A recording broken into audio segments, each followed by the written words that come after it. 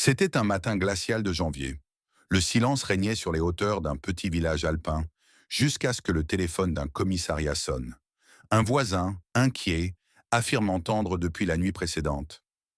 Un piano jouait seul, dans le chalet en face de chez lui. Et maintenant, plus rien. Silence total.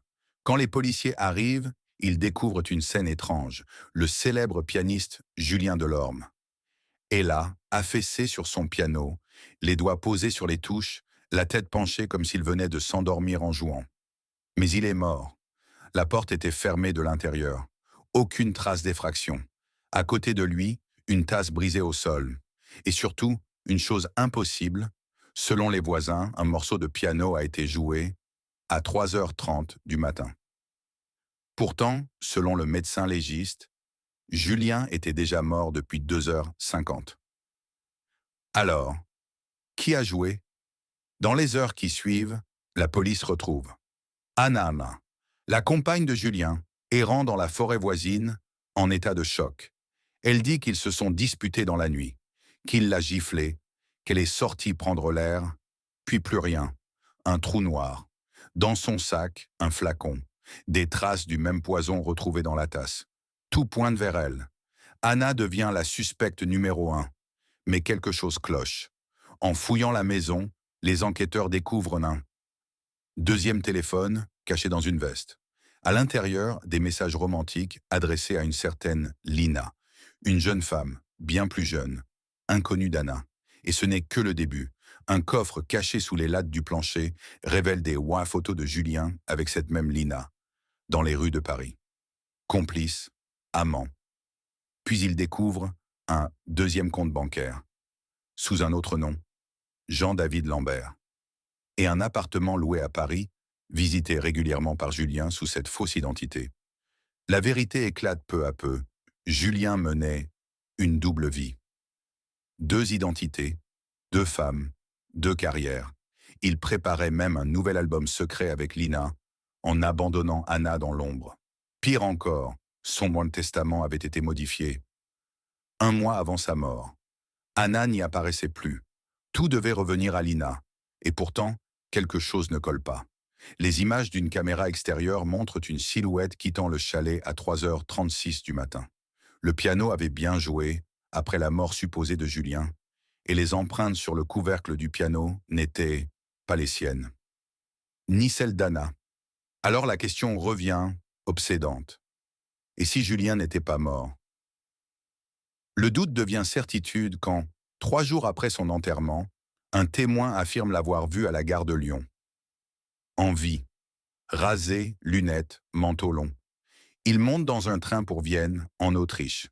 La police autrichienne fouille. Rien, disparu. Mais ce témoin n'était pas le seul.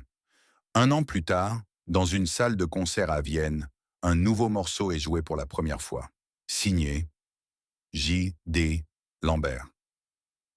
Un style unique, reconnaissable entre mille. C'est lui, Julien.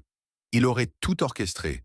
Sa propre disparition, l'empoisonnement contrôlé, la mise en scène, la musique à 3h30, pour semer le doute, brouiller les pistes, faire accuser Anna, fuir son ancienne vie.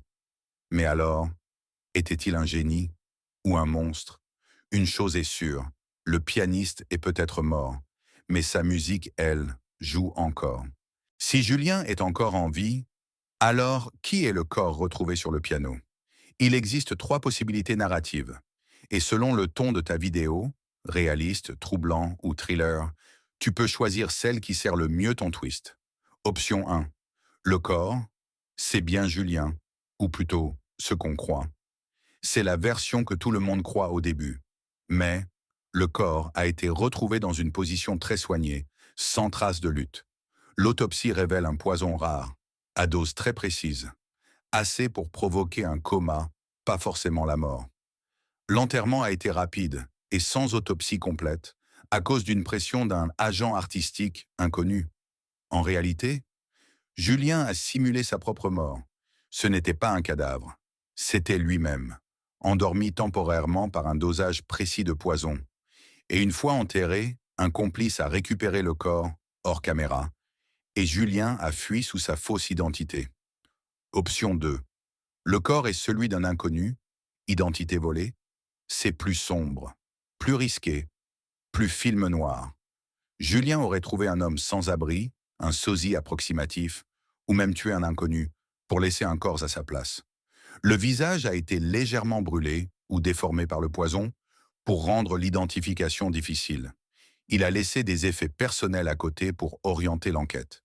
Cette version fait de Julien non seulement un manipulateur, mais un meurtrier calculateur. Option 3. Le corps est réel, mais Julien a un frère jumeau inconnu. Variante dramatique. Julien aurait un frère jumeau, caché ou perdu de vue, qu'il a utilisé dans son plan. C'est le scénario le plus série turque, Netflix, mais aussi très visuel. On enterre le frère pendant que Julien vit sous sa nouvelle identité à Paris.